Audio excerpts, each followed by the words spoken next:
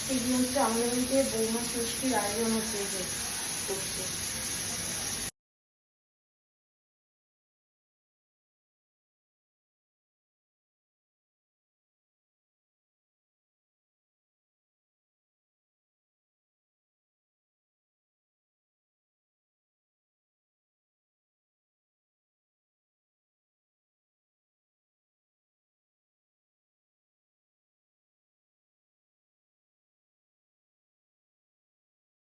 Jail দিয়ে গেছে নাকি সেটা দেখবে না। কাটা হয়ে গেছে, এবারে পরিষ্কার করে খেয়ে নেব।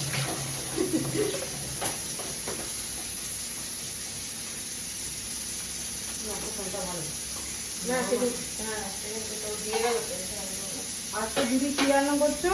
আজকে পটল পোস্ত, তিতর ডাল, কচু শাক, আলু ভাজা, পটল ভাজা, কুমড়ো ভাজা, পুঁই শাকের তরকারি। এটাতে কি করবো কলমিটা? এই ওর সঙ্গে মিশিয়ে দিয়েছি একটু। কিসে পুষাবে? হ্যাঁ কারণ শাকটা কমাবো। আজকে আমার কচু শাক বানাতে বানাতে হাতটা কেটেছে।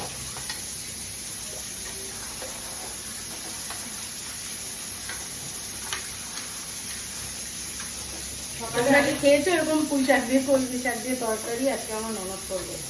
একটু পুঁই শাকটা কম করেছে, একটু করে স্পেশাল। একটু দিয়ে দিলাম। তাহলে আবার কিছুক্ষণ পরে তোমাদের সাথে দেখা হবে। হয়ে গেছে কচু শাক। আমাদের পটল পোস্ত রেডি। কচু শাকও রেডি। কচু শাকও রেডি।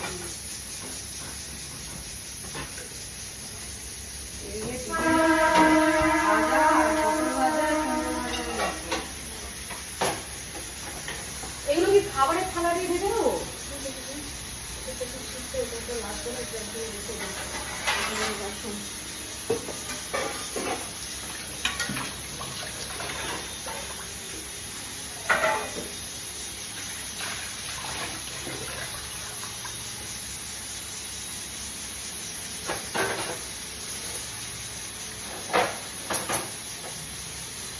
কচু শাকে তো ঝাল না হলে তো কিছু ভালো লাগবে না। কাঁচা লঙ্কা দিয়ে দিয়েছি তো বলবি কত? আমি করে দিয়েছি।